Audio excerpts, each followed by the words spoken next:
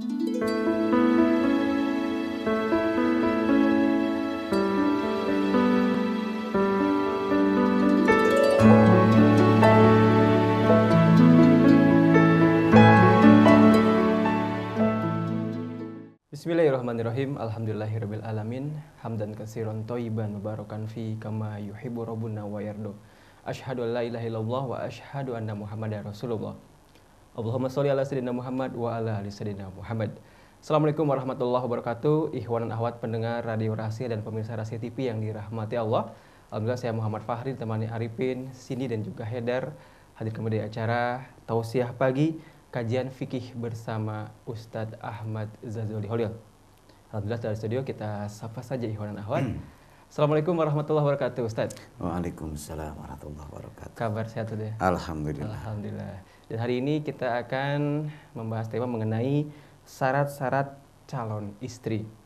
Nanti teman-teman yang bergabung Anda bisa kirimkan SMS Anda ikhwan akhwat di 08111999720 ataupun telepon di 0218451512. Silakan Ustaz. Assalamualaikum warahmatullahi wabarakatuh.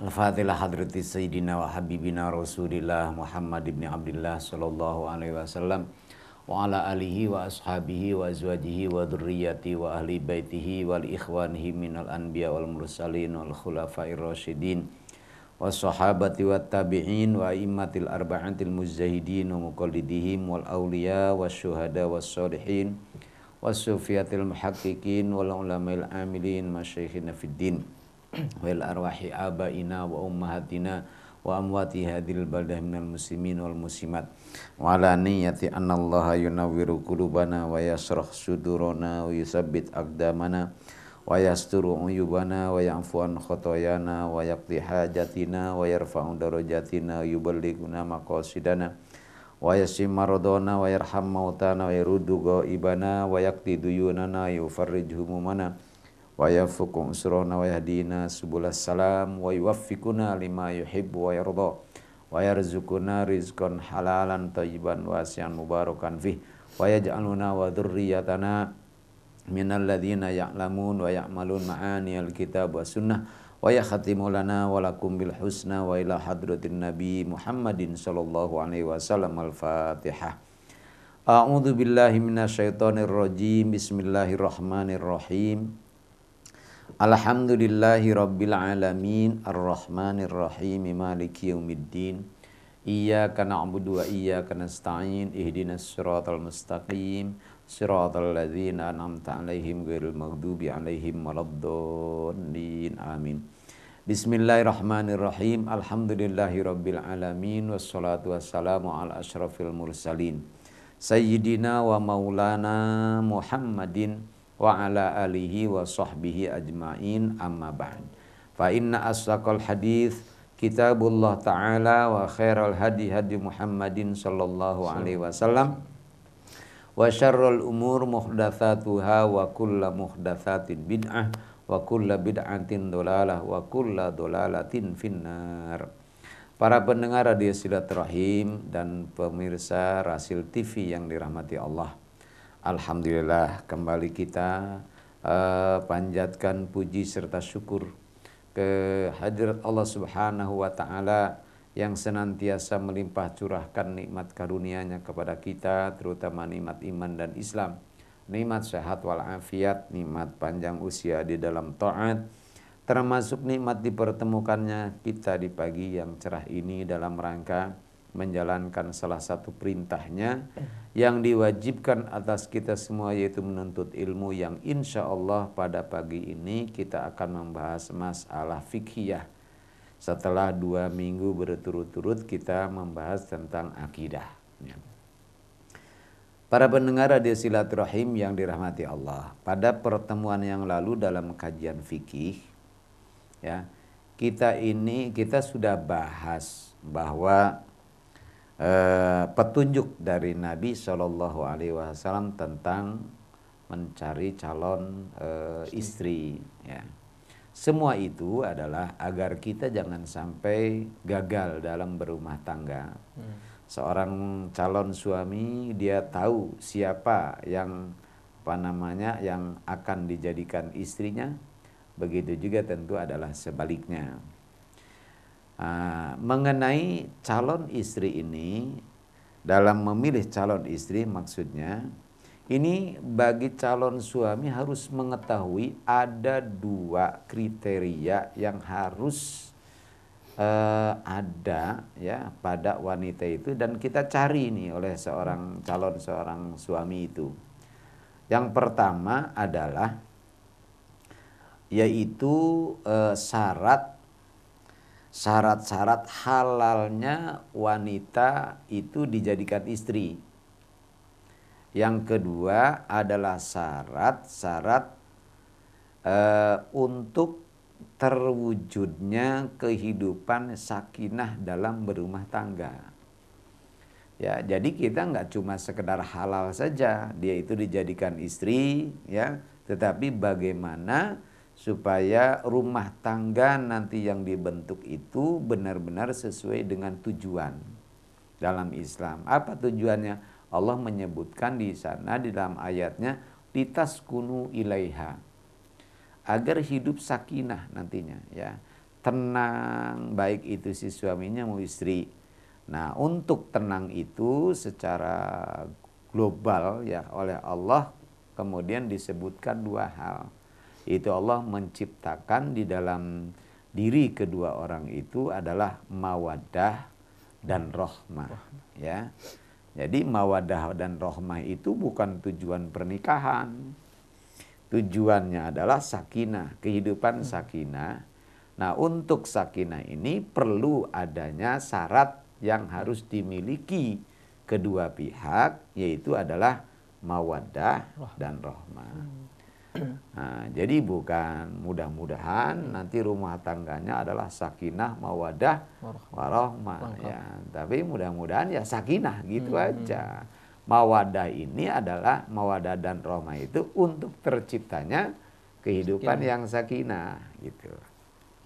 Tapi ya udah nggak apa-apa lah kalau ada orang yang ngomong ya udah umumnya juga kan kalau orang mudah-mudahan rumah tangganya ya sakinah mawaddah warahmah gitu ya. Ya nggak apa-apa lah gitu. Jadi yang pertama adalah harus mengetahui wanita-wanita yang halal dijadikan istri. Nah, wanita-wanita yang halal ini berapa? Maka cara mengetahuinya kita harus mengetahui wanita yang tidak boleh dijadikan istri. Nah, kalau sudah mengetahui wanita yang tidak boleh dijadikan istri, maka selebihnya nanti itu wanita yang boleh. Nah, wanita yang tidak boleh dijadikan istri itu ada 19. Semuanya ya.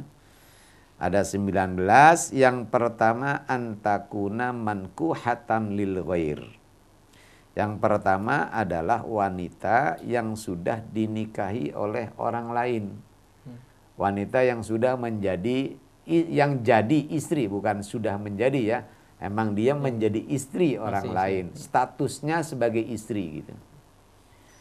Nah, kalau sekarang mungkin ada yang bertanya ya, atau umpamanya dalam hatinya, kok kenapa di sini disampaikan ini syarat-syarat wanita yang dijadikan istri, kenapa sih nggak mencari syarat-syarat lelaki yang dijadikan suami? Kayaknya kok jangan-jangan ini karena yang menyampaikannya Ustadz jadinya begitu ya. Nah, pertama alasannya adalah kalau saya itu melihat di beberapa hadis Nabi itu yang ada perintah adalah perintah mencari calon istri.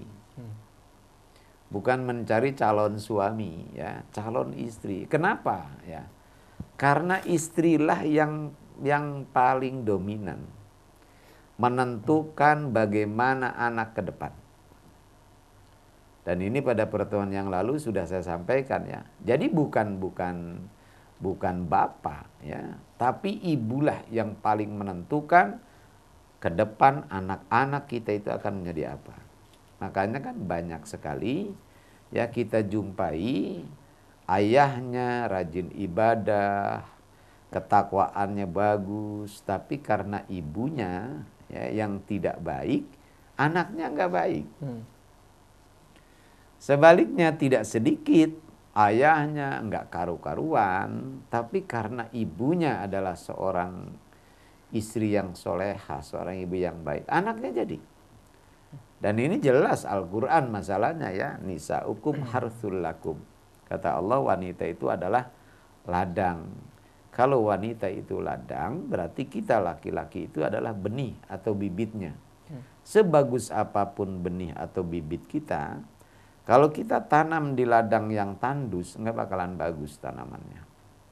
Walaupun bibitnya bukan bibit unggul, tapi kalau ditanam di ladang yang subur, maka akan tumbuh tumbuhan yang bagus. Apalagi sudah bibitnya bagus, ladangnya subur, itulah luar biasa. Karena itulah maka kita ini suruh mencari calon istri, jangan sampai salah, karena itu fatal sekali ya. Karena ibu itulah yang akan menentukan bagaimana ke depan anak-anak kita secara mikro gitu, makronya bangsa kita ini. Nah, sekarang kalau jawaban ini misalkan kurang pas ya. Yang kedua, jadi kalau umpamanya sekarang saya menyebutkan syarat-syarat calon istri, Anda pingin tahu syarat-syarat calon suami, tinggal dibalik aja. Kan gampang ya, tinggal dibalik. Kecuali yang pertama nggak bisa dibalik. Yaitu antakuna mankuhatan lil ghair, bahwa calon istri ya statusnya sebagai seorang istri. Nah, ini nggak boleh. Tapi kalau suami kan boleh ya, kalau seorang suami dengan syarat-syarat tertentu. Nah, mungkin ada yang bertanya, itu sih nggak usah disebutkan lagi. Kalau istri orang masa mau dinikah loh ya. Kalau memang contohnya yang langsung orangnya kita tahu ada suaminya, kan tidak sedikit. Ada kasus di mana seorang ini dikatakan sebagai seorang istri seperti bukan seorang istri, tapi kalau dikatakan dia itu janda, nah statusnya dia juga masih seorang istri. Contohnya sekarang ya, wanita yang ditinggal pergi oleh suaminya. Ditinggal pergi oleh suaminya, dan suaminya itu nggak balik-balik. Kayak Bang Toyib gitu. Ya, udah berapa lebaran kan nggak pulang-pulang ya. Nah, ini istrinya ini kan dia bingung mau nikah, nggak jelas. Si suami ini disebut hidup, tidak diketahui di mana mayatnya, bangkainya. Nah, disebut mati, nggak diketahuan di mana itunya jasadnya, disebut hidup, ada di mana rimbanya, kan nggak ketahuan. Makanya dia disebut janda, statusnya masih sebagai seorang istri, dikatakan seorang istri, dia juga nggak tahu suaminya masih ada atau tidak. Nah, ini contohnya gitu ya. Kalau ini terjadi, maka bagi kita nih laki-laki nggak boleh langsung menikahi. Udahlah, udah mati suaminya, nggak bisa. Si wanita ini harus datang dulu ke pengadilan. Ya, biar nanti hakim yang memutuskan, gitu, memutuskan bahwa si suaminya dihukumi mati, ya, tertanggal sekian. Nah, dengan demikian maka si wanita itu adalah sudah dihukumi sebagai janda yang ditinggal mati oleh suaminya. Nanti pengadilan akan memberikan surat keputusannya itu. Nah, nanti kalau sudah itu tinggal dihitung iddahnya. Nanti kalau sudah habis iddahnya silahkan nikah. Ketika umpamanya dia nikah, si suaminya datang, suami yang pertama itu sudah tidak bisa, akan mengganggu, tidak akan bisa menggugat lagi karena sudah ada keputusan pengadilan. Gitu tuh ya. Tapi kalau umpamanya menikah saja, tiba-tiba si suaminya datang, nah itu akan menjadi masalah. Ya. Nah, ngadu ke pengadilan bagaimanapun juga sulit untuk bisa diterima. Kalau Anda ini sebagai janda lalu nikah lagi dengan orang lain, ya, mana bukti bahwa Anda ini seorang janda? Dan itu perlu adanya surat, ya, dari pengadilan agama. Nah, itu akan dikalahkan dia. Nah, jadi antakuna mankuhatan lil ghair. Itu yang pertama, ya. Jadi wanita yang berstatus sebagai istri orang lain itu nggak boleh kita nikahi, apalagi sampai merebut istri orang. Ini merebut istri orang, sebab banyak ya istri orang direbut gitu, wah udah nggak karuan. Mereka itu hanya memikirkan hawa nafsu dirinya mereka, ya, baik laki maupun perempuannya. Ya, mereka ini tidak ingat, tidak sadar bahwa itu sebuah perbuatan dosa yang besar.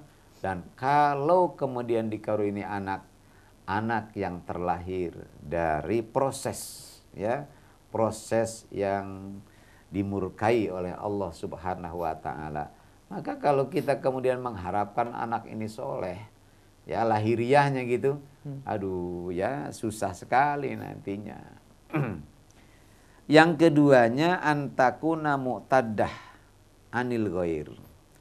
Yang keduanya yang enggak boleh dinikah itu adalah wanita yang sedang menghitung iddahnya dari orang lain. Ya. Sawaun kanat iddata wafatin aw tolakin.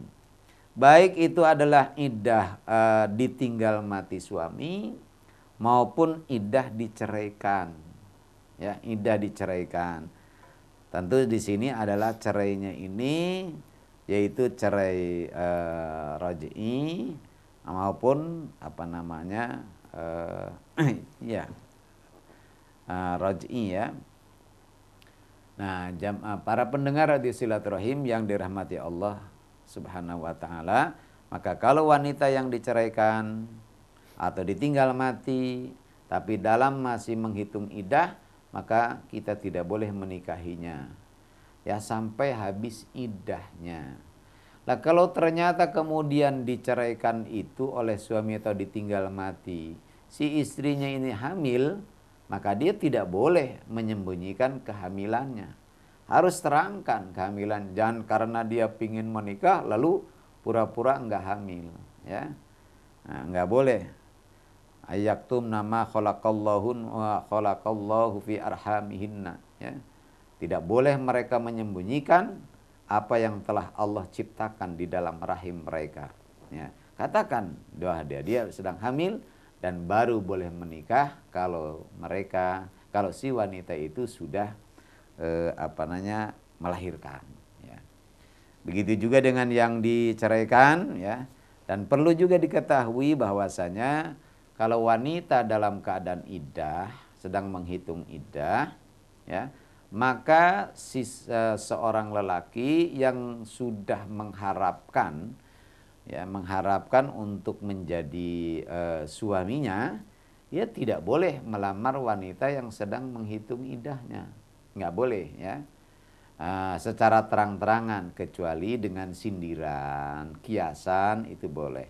Tapi kalau dengan terang-terangan, ya, melamarnya, ya, kamu mau nggak saya jadiin istri oleh saya, gitu kan. Jadi sudah lupakan suami kamu, jangan tenggelam terus dalam kesedihan. Saya siap menggantikan suami kamu kalau kamu mau. Itu namanya ngelamar juga kan, begitu. Nah, itu nggak boleh seperti itu, ya, nggak boleh. Tapi kalau dengan sindiran boleh, kalau dengan sindiran. Ya, jangan sampai tuh orang baru janda seminggu udah dilamar, udah gitu udah baru janda beberapa ini aja udah nikah lagi. Kemudian yang ketiganya antakuna murtaddah aniddin. Ya, yang ketiganya yang nggak boleh dinikahi itu adalah wanita yang murtad dari agama Islam. Baik murtad dengan sebab mengucapkan kata-kata yang membuatkan keluar dari Islam, ya, Nah, contohnya begini, orang yang tidak mengakui adanya siksa kubur, siksa neraka, gitu kan? Lalu mengatakan begini, ya, siksa kubur apa nanti di kubur akan disiksa. Emang pernah ngalamin ke sono, ya, pernah ngeliat umpamanya. Nah, itu bahasa orang murtadah itu yang semacam itu, ya. Nah, bagi seorang muslim nggak boleh menikahi wanita seperti itu. Atau dengan perbuatan, karena kita lihat sendiri dia ini sujud ke ke berhala atau yang lainnya, ya. Itu murtadah. Yang keempatnya antakuna majusiyah, adalah wanita majusi, penyembah api, ya. Kemudian antakuna wasaniyah, yang kelimanya dia adalah wanita wasaniyah, artinya penyembah berhala. Kemudian zindikah, atau wanita yang zindik, ateis lah, tidak berkitab. Jadi kesimpulannya begini, latun sabila nabiin wa kitab. Jadi mereka wanita yang tidak punya nabi, juga tidak punya kitab. Nabi kan udah disebutkan di dalam Al-Quran itu ada 25. Sekarang kalau ada orang yang bernabikan kepada nabi selain yang 25, nah itu masuknya zindik. Nggak boleh dinikahi oleh orang muslim, ya. Juga nggak punya kitab. Maka yang demikian ini adalah fala yahillul nikahuhunna, mereka itu tidak boleh dinikahi oleh orang-orang muslim. Nah, intinya itu adalah orang kafir, ya. Kemudian yang keenamnya antakuna kitabiyah qaddanat bidinihim ba'da tabdil au ba'da bam'asi Rasulillah sallallahu alaihi wasallam wa ma'adzalik falaisat min nisa'i bani Israil. Yang keenamnya adalah wanita ahlul kitab. Ahlul kitab itu ini ada 3 kategori ahlul kitab, Fahri, ya. Yang pertama adalah wanita dari kalangan Bani Israel yang neneknya gitu, yang neneknya dulu dia adalah memeluk agama Yahudi atau Nasrani sebelum terjadinya tabdil atau tahrif, terjadinya perubahan. Artinya masih asli gitu, Taurat atau Injil, perjanjian lama, perjanjian baru, ya. Nah, itu yang pertama. Maka kalau wanita Bani Israel dari wanita seperti ini, semua ulama sepakat itu umat Islam boleh menikahi wanita itu. Yang kedua adalah wanita dari kalangan Bani Israel yang neneknya itu sudah memeluk agama Yahudi atau Nasrani sesudah tabdil, sesudah tahrif. Nah, buat wanita seperti ini di kalangan ulama Islam itu terbagi beda pendapat, ya. Jadi ada yang mengatakan haram, ada juga yang mengatakan boleh. Toh di zaman Nabi Shallallahu Alaihi Wasallam itu sesudah terjadi tabdil, tahrif, banyak sahabat Nabi yang menikah dengan wanita-wanita Yahudi atau Nasrani. Demikian juga ayat menyebutkan pada saat itu padahal sudah terjadinya tahrif. Nah, yang ketiganya adalah wanita yang bukan dari kalangan Bani Israel, entah itu orang Arab, orang mana, ya, termasuk Indonesia, Malaysia, gitu. Baik mereka yang beragama Yahudi atau Nasrani sebelum tahrif maupun sesudahnya, maka hukumnya haram buat muslim menikahi wanita, nggak boleh. Ya, kayak di Arab misalkan, di sana di Saudi Arabia ada orang Arab yang beragama Yahudi atau Nasrani, nggak boleh dinikahi oleh orang Islam karena mereka bukan orang Israel. Nah, begitu juga orang kita di Indonesia. Jadi di kita ini nggak ada namanya ahlul kitab di Indonesia ini, ya, karena nggak ada wanita di kita yang dari kalangan Bani Israel. Ya. Nah, selanjutnya, ya, non-Islam ini dibagi 3. Yang pertama adalah ahlul kitab, mereka yang mempunyai kitab samawi, ya, pedomannya, petunjuk hidupnya seperti Yahudi, Nasrani, yaitu kitab Taurat dan kitab Injil atau perjanjian lama dan perjanjian baru. Yang keduanya adalah orang yang mempunyai kitab tapi bukan kitab samawi, ya, seperti agama Konghucu misalnya, atau ada agama lainnya, ya.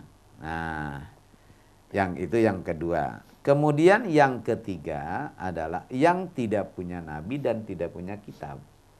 Tidak punya nabi, tidak punya kitab.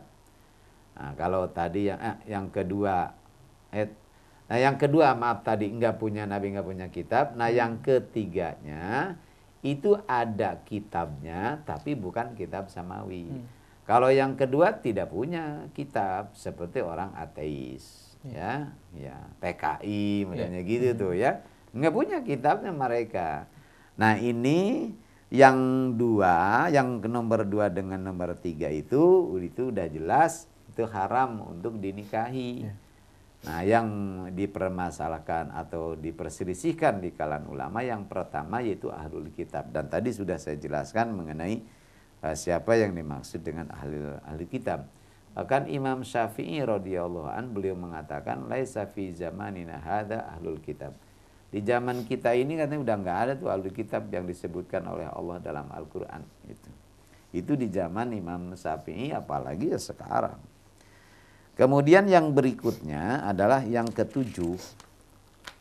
Yang ketujuh syaratnya itu antakuna raqiqatan wan nakihurun. Wan nakihurun, ya. Bahwasanya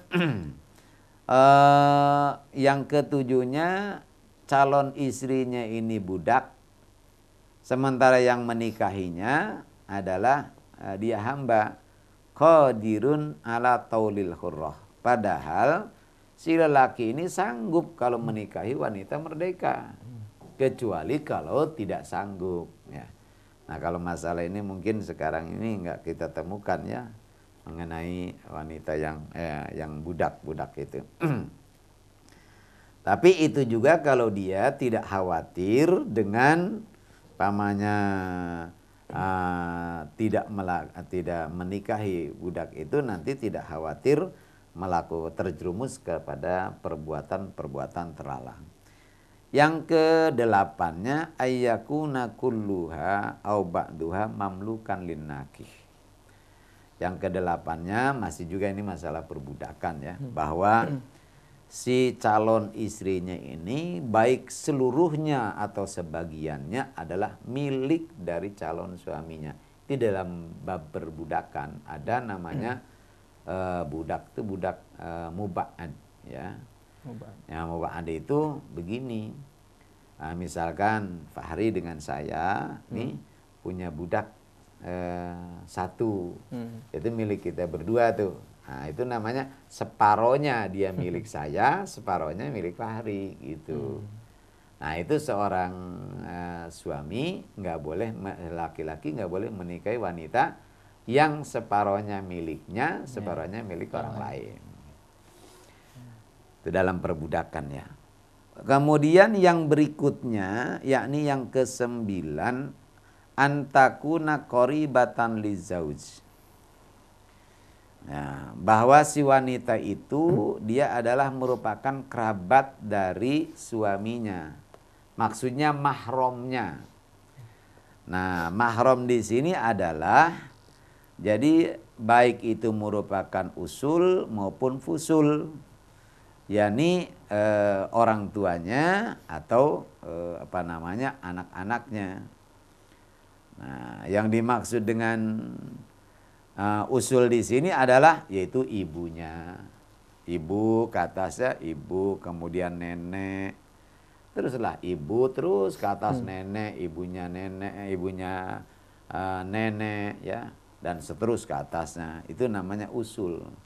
Kemudian kalau fusul, yakni yang dimaksud fusul di sini adalah yaitu anaknya, anak, kemudian cucu, ya, terus ke bawah, terus termasuk juga nantinya al-amat, paman, khalat, yakni amat itu bibi dari ayah. Ya, jadi kalau adik atau kakak perempuannya ayah itu dalam bahasa Arab disebut ammah namanya. Bibi ya kalau kita. Kalau saudaranya ibu disebut kholah. Ya, kholah. Bibi juga. Duna auladihinna. Jadi itu paman bibi. Nah, itu enggak boleh. Bibi ya, bibi dari ayah maupun bibi dari ibu.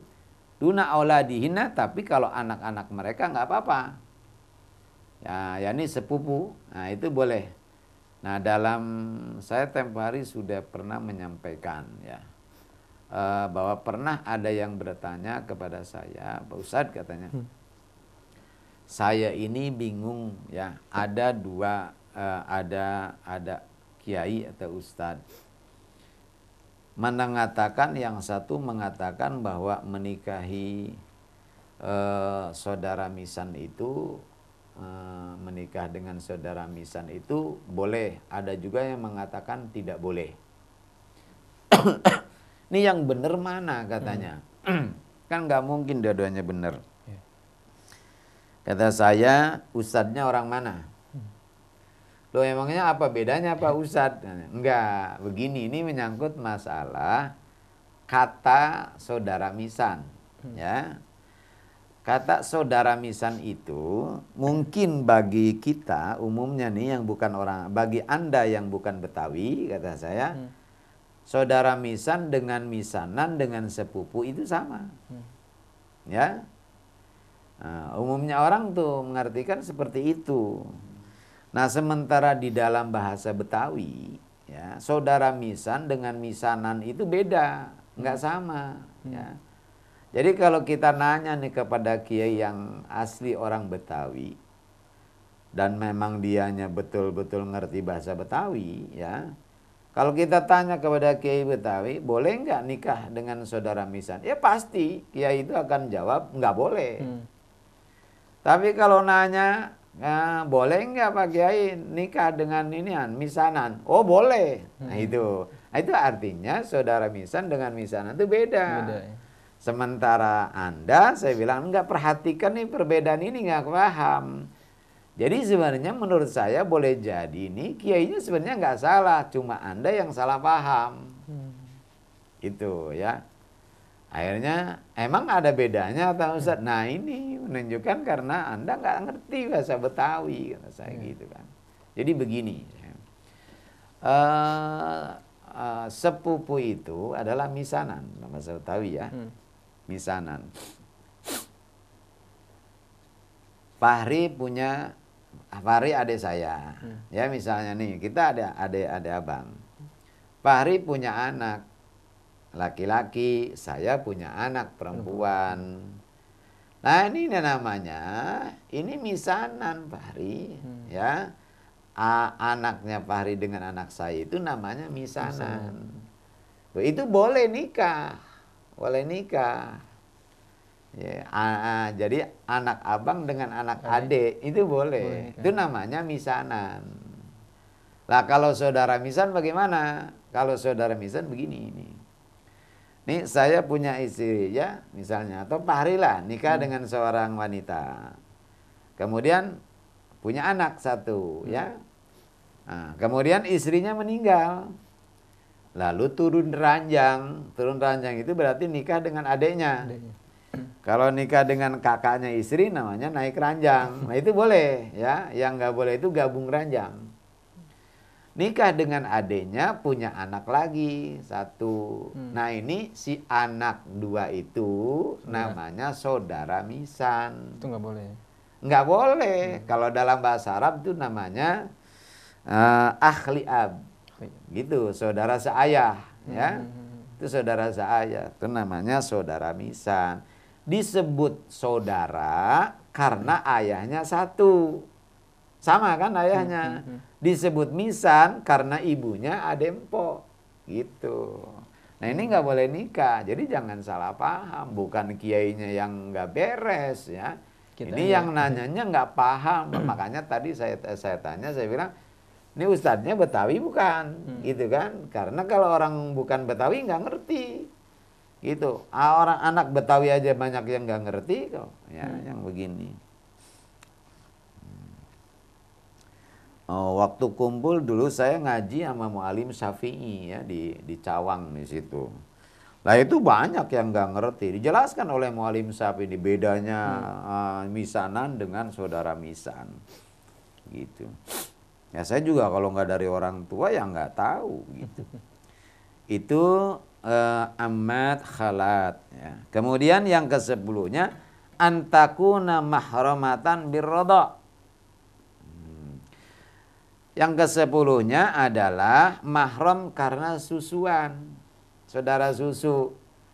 Nah, wa ummahat wa akhwatukum minar radha'ah. Kata Allah kan dalam Al-Qur'an begitu, saudara sesusuan. Nah, ini mengenai saudara susu itu begini, kalau dalam mazhab Syafi'i ya, syaratnya adalah anak itu nanti disebut sebagai anak susu. Syaratnya pertama ketika menyusu dalam usia menyusui. Berapa usia menyusui? Wal walidatu yurdi'na auladahunna haulaini kamilaini liman arada ayyutimmar radha'ah. Jadi berdasarkan ayat itu maka usia menyusui itu 2 tahun. Ya. Jadi anak itu dikatakan nanti anak susu kalau satu menyusuinya itu adalah di usia 2 tahun ke bawah. Yang kedua, menyusunya sebanyak 5 kali, itu dalam madhab Syafi'i. Nah ini tempo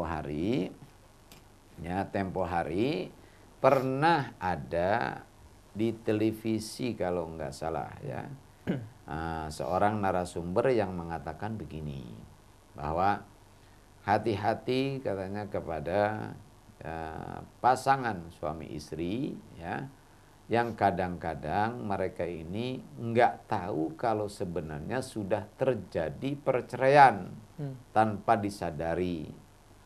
Ya, yaitu maaf, jadi bahasanya sedikit agak porno, tapi ini hukum ya, nggak apa-apa kita sampaikan. Kadang katanya seorang istri yang sedang menyusui anak, kemudian melakukan hubungan suami istri, ya. Nah, kemudian si suami menghisap payudara istrinya, kemudian dia menelan air susunya, maka seketika hubungan suami istri itu sudah putus, sudah bukan suami istri lagi, berganti si suami menjadi anak dari istrinya. Itu. Nah ini geger juga ini, yang nonton kan bukan 1-2 orang, ini jutaan. Kata saya, waduh bahaya banget ini. Nah inilah, jadi mengerti tentang anak susu tapi dia tidak memahami syarat anak itu dikatakan sebagai anak susu itu kayak apa. Itu. Dalam mazhab Syafi'i satu usianya adalah 2 tahun karena Al-Baqarah menjelaskan begitu. Nah sekarang udah kumisan kok ya. Sembarangan itu namanya fatwa. Kemudian yang keduanya juga 5 kali gitu. Memang mazhab Abu Hanifah mengatakan itu mudahnya itu adalah 2 tahun. Ada juga yang mengatakan bukan 2 tahun, ya, yaitu 3 tahun. Ada juga yang mengatakan demikian. Karena kan ada ayat Al-Quran yang wa ummahatukumul lati arda'nakum wa akhawatukum minar radha'ah, ya. Nah itu disebutkan di sana salasuna syahron. Salasuna syahron itu 30 bulan. 30 bulan bukan 3 tahun ya, 30 bulan berarti 2 tahun berapa?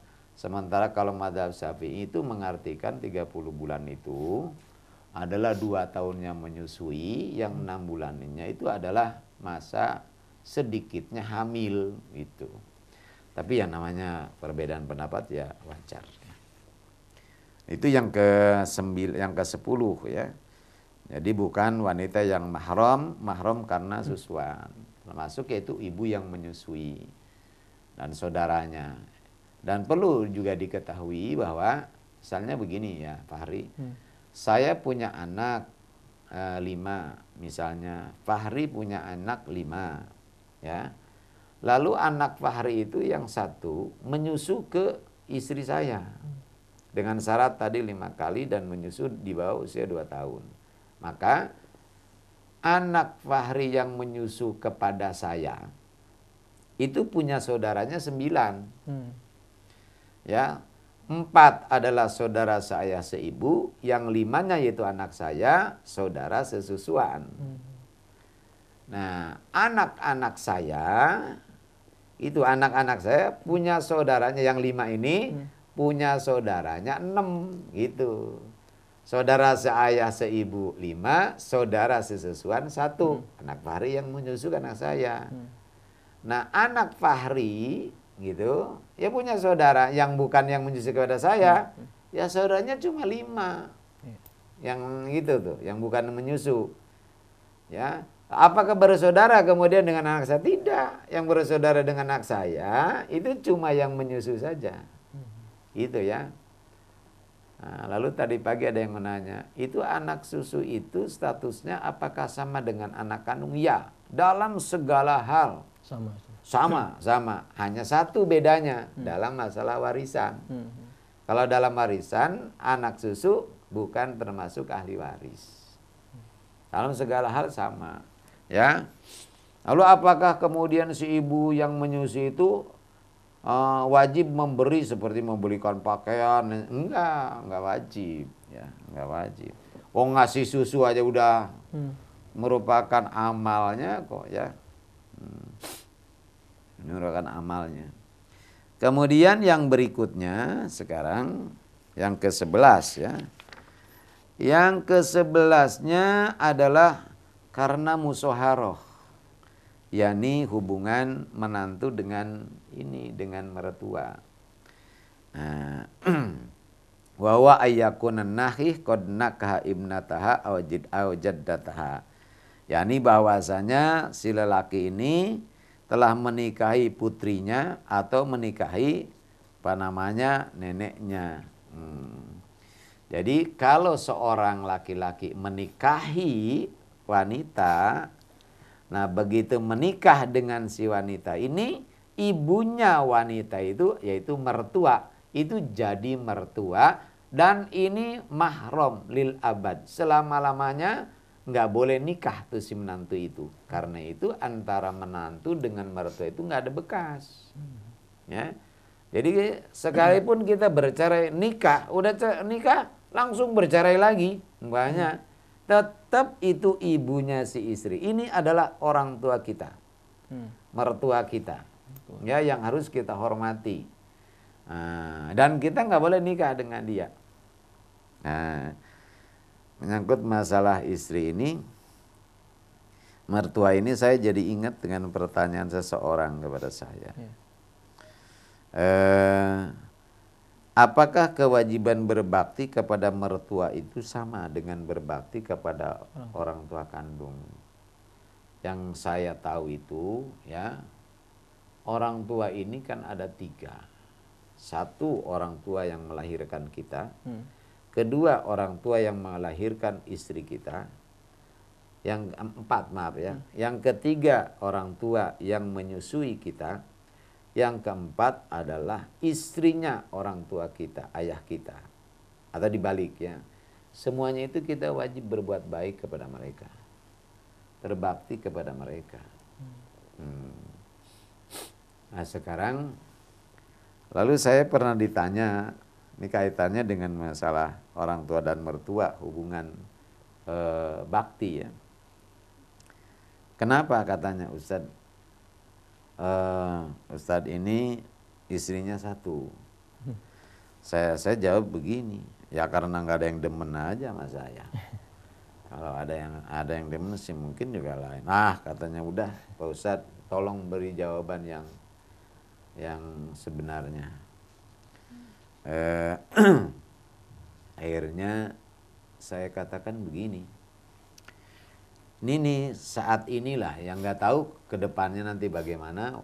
Ya, saya nggak mau yang kalau dan begitu ya. Namanya yang sekarang aja.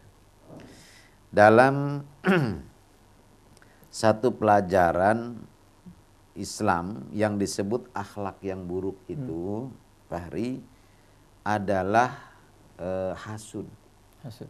Ya, hasud itu sampai kita ini diperintahkan oleh Allah berlindung ya dari sifat hasud ini setelah kita diperintahkan berlindung dari tukang sihir. Itu menunjukkan bahwa hasud ini bahayanya besar sekali, ya. Wa min syarrin naffatsati fil 'uqad wa min syarri hasidin idza hasad. Kan selalu berlindung dari tukang hasad ini setelah kita berlindung dari tukang sihir.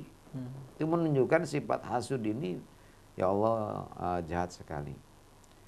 Nah, kawan, apa yang menyebabkan orang itu hasud? Ya banyak sebenarnya ya. Salah satunya adalah persaingan. Persaingan itu yang menyebabkan orang hasud. Ya. Kalau dokter kemudian hasudnya kepada dokter, pedagang hasudnya kepada pedagang, kiai hasudnya ke kiai, ya. Kemudian juga pejabat ya ke pejabat lagi, gitu. Nah ini ya emang seperti itulah namanya karena ada persaingan. Ya. Nah, begitu juga adalah istri kepada istri. Istri, ya, saya ingat dulu itu lagi kecil tuh, ibu saya mengatakan tuh, wah kamu itu, katanya, bibirnya sama soplak begitu katanya masih hidup. Lu emangnya kenapa sih ibu? Karena dia pasang susuk. Saya sih ingat gitu ya. Emang kenapa sih bu orang harus pasang susuk kata saya? Karena wah kamu itu dimadu. Yang namanya dimadu itu. Nah, wah kamu pinginnya suaminya itu selalu bersamanya, yang di sononya begitu juga. Saingan. Jadi persaingan terjadi, bagaimana menarik hati suami. Oh, gitu. Ingat cerita ini. Itu ya. Jadi adanya hasud. Nah, sekarang istri saya itu orangnya nggak hasudan, Fahri. Nggak hasud, ya. Maka kalau umpamanya senikah lagi, lalu dia jadi hasud. Kalau gitu ya dihasud. Nah, siapa yang menyebabkan dia menjadi punya sifat hasud? Aku pikir saya kan gitu, ya. Nikah lagi, gitu. Apakah kalau aku nikah lagi, gitu ya? Apa ini bukan berarti aku berdosa juga? Saya bukan menghalangi orang nikah lagi, itu urusan mereka. Ini sih saya karena ditanya murid, ya saya jawab sendiri alasan saya. Dan saya katakan sekarang, nggak tahu minggu depan, bulan depan apa saya masih punya argumentasi seperti ini atau enggak. Itu satu, ya. Saya pikirin seperti itu. Yang kedua, kalau saya sebagai seorang anak wajib bakti kepada hormat kepada orang tua. Sebagai menantu juga wajib kita berbuat baik kepada mertua. Artinya tidak menyakiti, tidak melukai. Kalau aku, ya, kalau saya nikah lagi, mertua terlukai apa enggak? Nah itu, saya itu berpikir begitu ya. Nggak tahu kalau kayak Habib Hussein misalnya, kan katanya Habib Hussein sih disuruh mertuanya, ya mungkin lain cerita deh, ya. Wah, nggak tahu. Nah ini yang harus diperhitungkan. Ini siapa tahu Fahri punya rencana ke situ, ya. Kalau ente mau nikah lagi, itu pertimbangkan begitu. Mertua ente itu kira-kira luka nggak kalau ente nikah lagi? Padahal kita wajib berbakti kepadanya. Pikirkan panjang seperti itu. Tidak mudah sih ya. Ya, dan saya jangan dikatakan lalu Sejazul ini adalah orang yang nggak setuju dengan poligami. Apa urusannya? Wong poligami dibenarkan kok di dalam Al-Quran. Boleh, ya nggak apa-apa silahkan. Sampai Kan ada yang mengatakan begini perempuan saya. Kenapa sih Pak Ustadz katanya laki-laki itu rakus? Rakus kenapa? Ya udah punya satu, pingin Nambah lagi. apa? Kata saya, kok ngomongnya Ustadz? Emang kenapa? Habis sih ada Ustadz bininya 3, aneh gitu. Nah itu urusan dia, saya bilang gitu kan ya. Lalu saya tanya, yang rakus itu kamu perempuan apa kami laki-laki? Laki-laki katanya. Enggak, kata saya. Rakus itu kamu perempuan. Kenapa? Jatah buat 4 orang kok diambil sendiri. Hah? Kamu lah yang rakus yang kayak begituin. Dia diem aja digituin. Jadi keberapa tadi? 11 ya? Nah, 11 musyawarah. Kemudian yang ke-12-nya. Yang ke-12-nya antakunal mankuha khamisah. Ya, yang mau dinikah itu yang kelima. Nah, itu nggak boleh. Kalau seorang udah punya istri 4, nggak boleh nikah lagi lebih dari 4, gitu ya. Maksimal 4 saja. Maksimal itu 4 buat umatnya Nabi. Nah, tidak ada yang membolehkan punya istri lebih dari 4, ya 9 gitu, nggak ada, kecuali madhab Eyang Subur. Nah, kalau madhab Eyang Subur tuh ya 9. Ya, kalau madhab yang 4 enggak, cuma 4. Gitu. Maka kalau mau nikah dengan yang kelima, ya mau tidak mau harus diceraikan dulu 1. Begitu yang 1 diceraikan, ya enggak boleh seketika langsung nikah lagi dengan orang lain. Harus tunggu dulu, habis dulu iddahnya. Itu ya. Kenapa? Karena hakikatnya orang kalau diceraikan tolak roj'i, dia itu statusnya masih sebagai istri. Nih, seorang suami menceraikan istrinya, Pak Ri, ya, dengan talaknya talak roj'i, bukan talak bain. Maka si wanita itu ya tetap satu rumah dengan si suaminya walaupun sudah bercerai. Bukan berarti diusir suruh pergi ke rumah ibunya, enggak begitu. Tetap di rumahnya, bareng satu rumah, ya. Tujuannya apa? Supaya nanti rujuk lagi. Wa bu'ulatuhunna haqqu biraddihinna, karena suaminya lah yang paling berhak untuk merujuk. Itu. Nah, merujuknya ini kalau dalam madzhab Syafi'i dengan ucapan, ya saya rujuk kamu, udah jadi, ya. Nah, kalau dalam madzhab Hanafi dengan 2, boleh dengan ucapan, boleh juga dengan perbuatan. Jadi kalau umpamanya nih si suami yang udah menceraikan istrinya tapi masih satu rumah, malam-malam kemudian bagaimana si istri peluk aja sama suaminya, itu namanya udah rujuk gitu. Itu sudah rujuk kalau kata Abu Hanifah. Jadi yang diinginkan, nah, karena itu selama masih dalam iddah, nafkahnya masih menjadi kewajibannya. Itu demikian ya. Nah, itu. Karena itu maka kalau wanita dalam tolak roj'i sebelum iddahnya habis, ya nggak boleh si suami ini menikah lagi kalau yang ada itu adalah 4. Begitu juga sekarang, ya, karena status sebagai seorang istri, kalau si istri diceraikan, ya, oleh suami, kemudian si iddahnya belum habis, suaminya mati, si istri ini masih ahli waris, walaupun sudah diceraikan karena iddahnya belum habis. Nah, kalau iddahnya udah habis, baru tuh bukan ahli waris lagi, tidak mau waris ya. Nah, itu yang ke-12 ya. Kemudian yang ke-13-nya ayyakuna tatan nakih tuha wa au ammatuha au kholatuha. Yang ke-13-nya bahwa si suami ya mempunyai istri yang menjadi keponakan dari calon istrinya. Atau dibalik, ya, bahwa si suami mempunyai istri yang menjadi bibi dari calon istrinya. Jadi maksudnya begini, ya. nih Fahri ya, ente mau udah punya istri, mau nikah lagi, nikah dengan ponakannya istri, berarti kan mau digabung dua nih, mau poligami. Nah itu nggak boleh. Ponakan dengan bibi itu nggak boleh digabung, nggak boleh digabung dua, itu di madu nggak boleh. Nah, nggak boleh itu, hukumnya haram. Untuk mengetahuinya bagaimana cara poligami yang dilarang itu menggabungkan dua ya, dijadikan istri itu nggak boleh begini. Kalau ada dua orang ya, dua orang ini adik kakak kayak misalnya atau apa, kalau dua orang ini yang salah satu laki-laki yang satu perempuan, seandainya menikah itu mereka nggak boleh, maka digabung juga dia nggak boleh. Nah, digabung nggak boleh. Nih, ini Fatimah adalah adik dari ibu kita misalnya ya. Jadi bibi kita berarti kan Fatimah.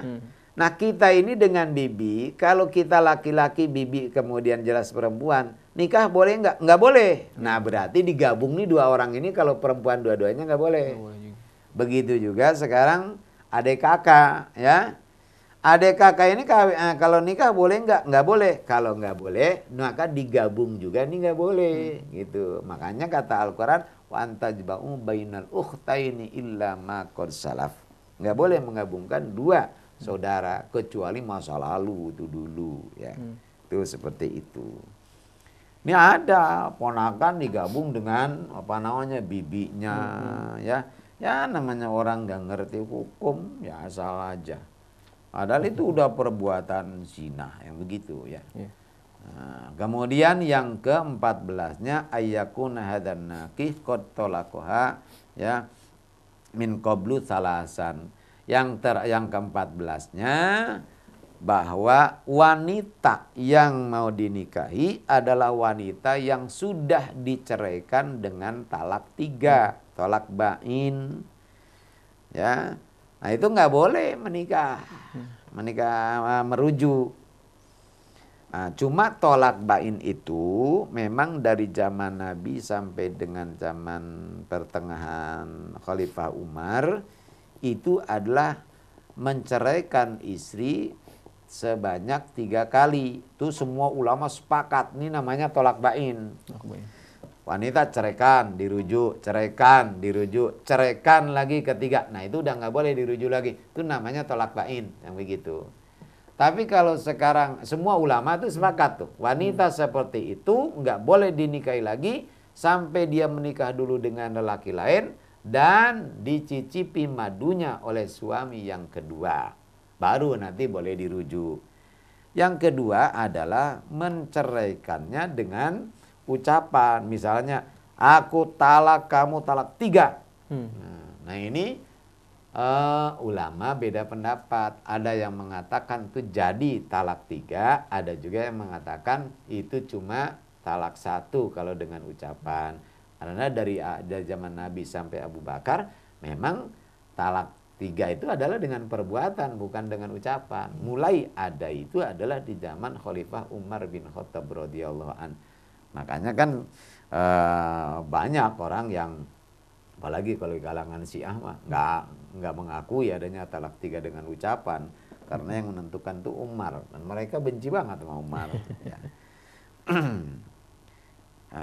Jadi selama si wanita itu belum nikah dengan orang lain dan juga dicicipi oleh orang lain. Nah sekarang kalau ya ada orang menikahi wanita yang ditalak 3, niatnya menolong temennya biar bisa rujuk lagi ya. Jadi hanya untuk perbuatan itu saja. Itu kalau Rasul menyebutkan tuh lelaki itu disebutnya kambing pacak katanya gitu. Ya. Haram itu nggak boleh. Yang ke-15 adalah ayyakunan nakih qad la'anaha. Yang ke-15-nya bahwa si wanita telah li'an oleh suaminya. Li'an itu adalah sumpah si suami untuk tidak menggauli istrinya dan sumpahnya sudah berlalu selama 4 bulan. Sementara si suami tidak lagi mau bertobat, tidak mau menggauli istrinya, maka wanita itu namanya sudah wanita yang diceraikan karena li'an, dan wanita itu enggak boleh balik lagi dengan si suaminya apapun alasannya sampai akhir hayatnya. Yang ke-16-nya bahwa si wanita yang mau dinikahi bukan wanita yang sedang ihram, entah ihram haji maupun ihram umroh, ya. Lagi karena Nabi SAW melarang itu. Ya, seorang yang sedang ihram itu la yankih, ya, wala yunkih, kata Nabi. Yang ke-17-nya antakuna thayyiban shogiratan. Yang ke-17-nya bahwa si wanitanya itu bukan janda yang adalah janda yang masih kecil, yang belum balik. Ya. Yang lanjut aja. Yang ke-18-nya juga bukan anak yatim. Kalau anak yatim nggak boleh, ya.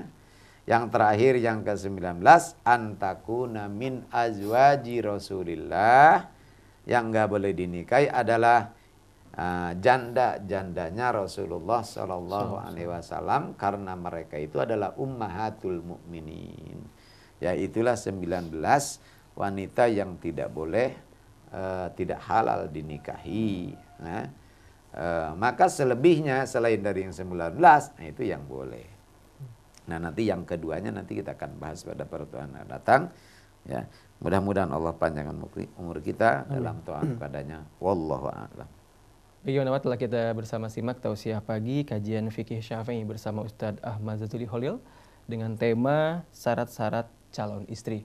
Untuk Anda yang bergabung, Anda bisa kirimkan SMS Anda di 081119999720 ataupun di telepon 0218451512. Kami segera kembali.